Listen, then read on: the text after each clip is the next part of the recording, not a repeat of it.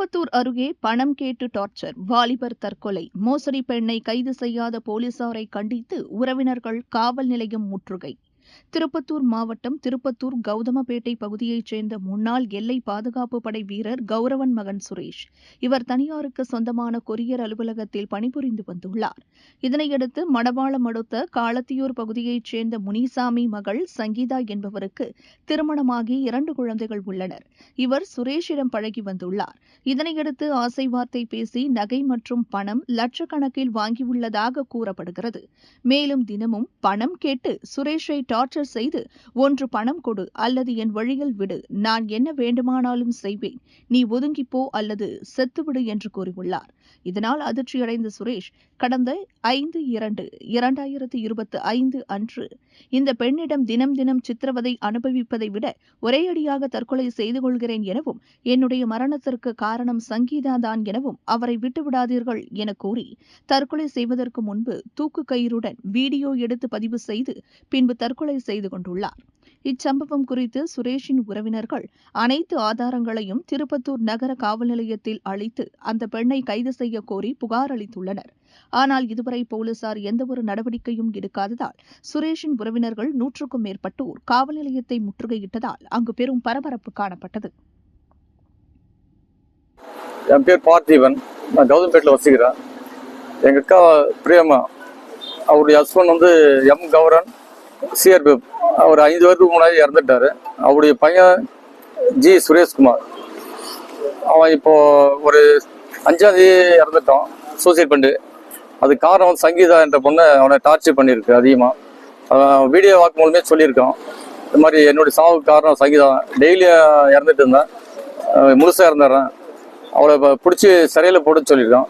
அவள் டோட்டலாகவே அதிகமாக டார்ச்சர் கொடுத்து பணம் நகை இதெல்லாம் பறிச்சிருக்கான். டோட்டலாக அவன் சில நேரத்தில் சில பசங்களுக்கு சொல்லி அழுந்துருக்கான், இந்த மாதிரி டார்ச்சர்லேருந்து நான் மீண்டும் வெளியே வரணும், என்னான்னு தெரியலன்னு சொல்லி இருக்கும். அந்த பொண்ணுக்கு கல்யாணம் ஆகிட்டு 12 வயசுல 14 வயசு 2 பசங்க இருக்காங்க. 2 வயசு அவங்க ஹஸ்பண்ட் வீட்டுக்கு அந்த குழந்தைய கூப்பிட்டு போயிருக்கா. அப்படி 7 வருஷத்துக்கு முன்னாடி அந்த பொண்ணு சென்னையில் தனியாக ரூம் எடுத்து இருக்கு.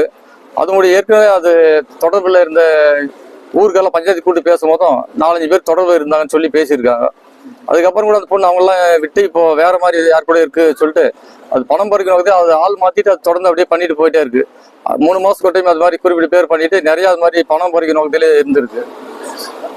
அதை நாங்கள் இப்போ கம்ப்ளைண்ட் கொடுத்து இன்னைக்கு 9 டேஸ் மேலே ஆகுது, எந்த ஒரு நடவடிக்கை இருக்காம விசாரணை சொல்லிட்டு அப்படியே சொல்லிட்டு இருக்காங்க. அவங்க அப்பாவும் அதே மாதிரி, அவங்க அப்பாவும் பையன் 2 பேரும் திடீர்னு எங்கள் பையன் 4 நாள் ஆள் கண்டு போன 6 மாதத்துக்கு முன்னாடி ஒரு டைம் தேடிட்டு போனோம்.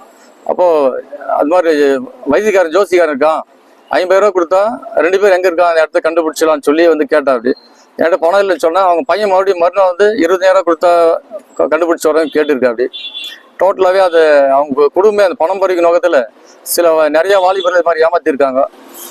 அதை விசாரணையில் என்னன்னு போலீஸார் கண்டுபிடிச்சா யார் இத்தனை பேர் என்னான்னு தெரியும். இந்த ஒரு நல்ல ஒரு முடிவெடுத்த கரெக்டாக இருக்கும். அதே மாதிரி இனி இந்த பொண்ணு ஏதாச்சும் அது மாதிரி பண்ணியிருந்தா உடனே ஒரு நாள்லேயே கம்பல்சரி அந்த அக்யூஸ்ட் பிடிச்சிருப்பாங்க, அவங்களுடைய அப்பா அம்மா கூட்டு வந்திருப்பாங்க. இதுவரையிலும் இந்த பையன் இறந்து எத்தனை நாள் ஆகுது, 1 வாரம் கூட யாருமே எதுவும் எந்த ஆக்ஷன் எடுக்காமல் அமைதியாக இருக்காங்க. இது கண்டிப்பாக இந்த டிஸ்ட்ரிக்ட் கலெக்டர் அவர்களும் நம்ம எஸ்பி அவர்களும் தலையிட்டு இது கண்டிப்பாக இந்த ஒரு நல்ல ஒரு ஆக்ஷன் எடுத்து அது என்னன்னு தீர்வு சொன்ன நல்லா இருக்கும். இது சிஎம் சாருக்கு அவரும் கொஞ்சம் அவரு காதுக்கு போனால் நல்லா இருக்கும். அவர் பார்த்துட்டு ஏதாச்சும் சொல்லி நல்ல ஒரு இது பண்ணாங்க. இது மாதிரி அடுத்து இளைஞர் சாவாக இருந்தது இது ஒரு காரணமாக இருக்கும். இதே விட்டாக்கா அந்த பொண்ணு இன்னும் எத்தனை பேர் இது மாதிரி செய்வான்னு தெரியல. நன்றி.